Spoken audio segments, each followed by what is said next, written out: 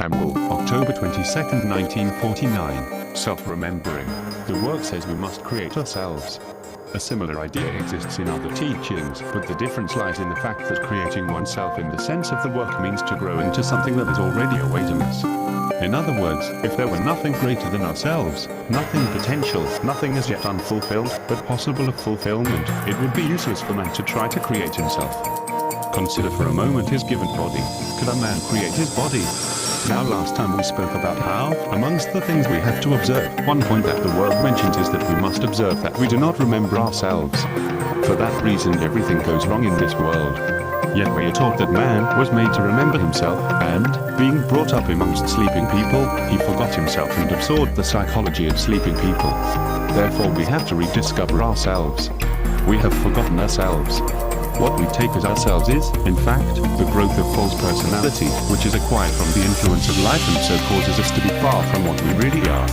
And yet there is, overhead, so to speak, real it is, what we really are and have forgotten. The return to this feeling of I is one of the great objects of this teaching. Only by stripping ourselves slowly, layer by layer, coat by coat, of what is not ourselves, can we begin to feel the vibrations and realize now no one can begin to remember himself unless he realizes, each in his own way, that at every moment of the day he forgets himself and so does not remember himself.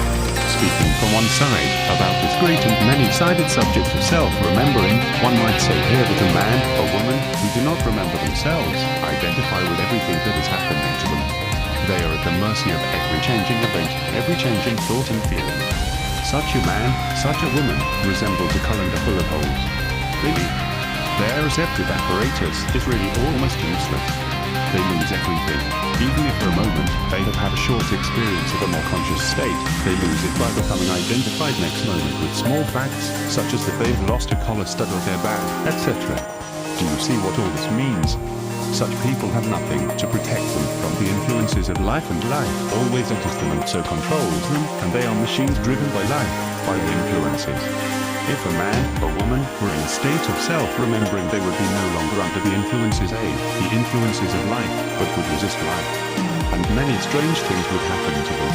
A man who remembers himself, or a woman who remembers herself, is a person who is very different in every sense from mechanical woman and mechanical man. But it is very difficult to remember oneself for more than a few seconds, or, say, minutes, or perhaps, later on, a little longer, or perhaps eventually nearly always, provided one has paid the price. Now I will try to give you these ideas of self-remembering that I am speaking from. As you all are at present light crowds in on you from every side, and there is nothing in you to resist life. It is necessary to make something in yourself that can, at least for a short time, not be swamped by the mechanical thoughts and feelings arising from them. You can make something to surround you so that after a time few things or even nothing can attack you.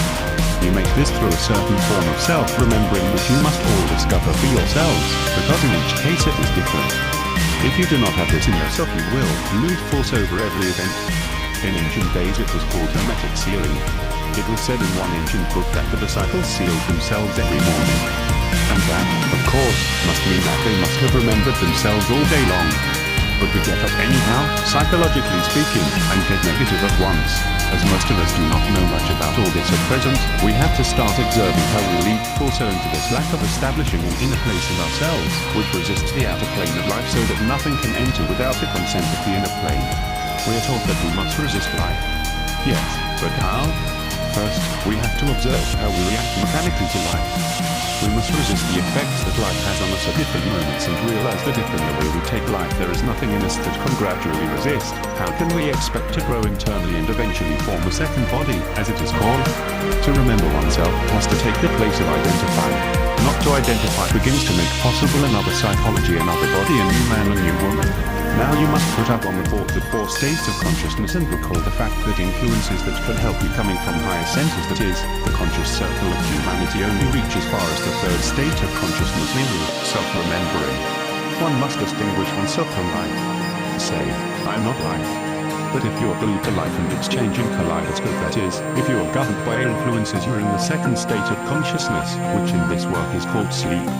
You do not distinguish yourself from life. The real aim of this work is to awaken, and only through self-observation and self-remembering can a person really awaken from life. But unless a man or woman can distinguish themselves from their habitual, mechanical reactions to life that is, what they imagine they are, there is no possibility of awakening out of life that is, out of what is accepted in Western psychology as consciousness, the second, lucky controlled, so-called state of consciousness.